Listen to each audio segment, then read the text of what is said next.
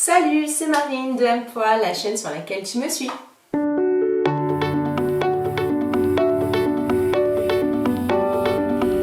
Aujourd'hui, je vais répondre à une question que beaucoup se posent. Comment choisir son fond de teint en fonction de sa carnation de peau?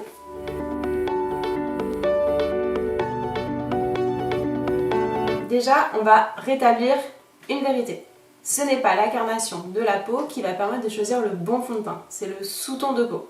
Quelle est la différence? La carnation, c'est tout simplement la teinte de la surface de ton épiderme qui va changer en fonction de l'exposition au soleil. Le sous-ton, c'est plus profond et ça ne change pas. Il existe 3 sous-tons de peau.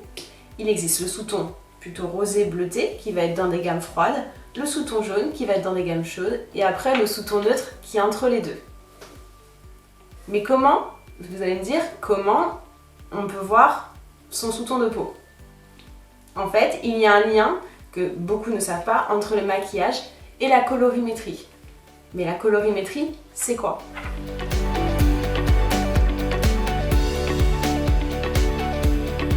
La colorimétrie, en fait, c'est tout simplement l'étude des couleurs qui te vont ou qui ne te vont pas. C'est l'étude, l'analyse de l'influence des couleurs en fonction de plusieurs caractéristiques physiques, notamment le sous-ton de peau.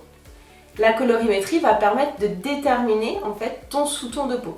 Alors le mieux, c'est effectivement de faire un test de colorimétrie grâce au test du draping.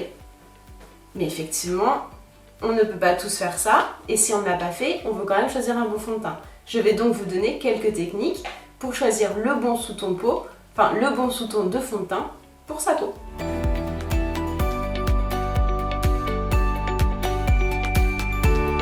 Comment choisir donc le bon fond de teint? Effectivement, je vous ai dit, il faut connaître son sous-ton de peau. Comment faire? Grâce à la colorimétrie. On a dit, la colorimétrie, c'est mieux de le faire avec le draping. Effectivement, c'est beaucoup plus complet. Mais si on n'a pas fait le test du draping, on veut quand même choisir un bon fond de teint. Comment faire? Donc, il existe plusieurs techniques. La première astuce, c'est le test de la couleur de vos veines. Comment faire? Donc, vous prenez en fait l'intérieur de votre poignet et vous regardez la couleur de vos veines.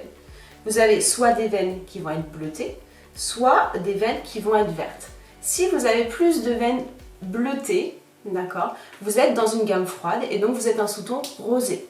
Si vous avez des veines qui vont plutôt être vertes, vous êtes dans un sous-ton plutôt jaune, d'accord, et donc vous êtes dans une gamme chaude. Si vous n'arrivez pas à déterminer si elles sont plus bleues que vertes, vous êtes donc plutôt neutre. Ça, c'est la première astuce. Deuxième astuce. La deuxième astuce, ça va être la couleur des bijoux qui vont se porter près du visage, notamment les boucles d'oreilles. Si vous mettez des boucles d'oreilles dorées et que vous avez la sensation qu'elles vous vont mieux au teint, vous êtes sûrement un sous-ton jaune dans les gammes chaudes. Si vous mettez des boucles d'oreilles argentées et qu'elles sont a priori mieux pour vous, vous êtes plutôt un sous-ton froid, d'accord? Donc un sous-ton rosé bleuté. Si les deux vous vont, si ces deux métaux vous vont, vous êtes donc neutre. Troisième astuce, ça va être l'astuce de l'exposition au soleil. Si effectivement vous avez plutôt tendance à rougir ou à rosir lors de l'exposition au soleil, vous allez être dans des sous-tons rosé bleuté, donc dans une gamme froide. Si vous avez plutôt tendance à bronzer très facilement, vous allez être dans une gamme chaude et donc dans un sous-ton jaune.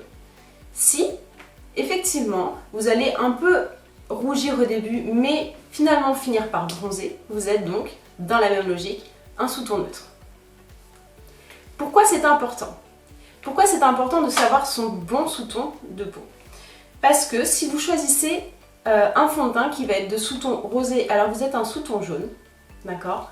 Ça va griser ou voire verdir votre teint et à l'inverse, la même chose. Vous allez me dire, très bien, maintenant que je connais mon sous-ton de peau, comment je fais pour choisir mon fond de teint?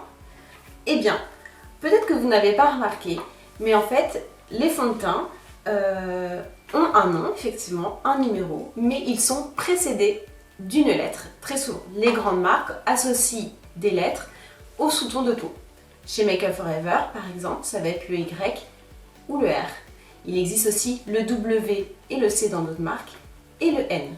Le Y va correspondre au sous-ton jaune. Le R va correspondre à des sous-tons rosés. Ça, c'est assez facile de le retenir. Le W et le C. Le W va correspondre à des carnations chaudes, donc des sous-tons jaunes, et le C à des carnations froides, donc des sous-tons rosés bleutés.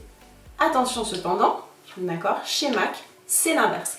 Le W correspond aux carnations froides, donc aux sous-tons rosés bleutés, et le C correspond à des carnations chaudes, et donc des sous-tons plutôt jaunes.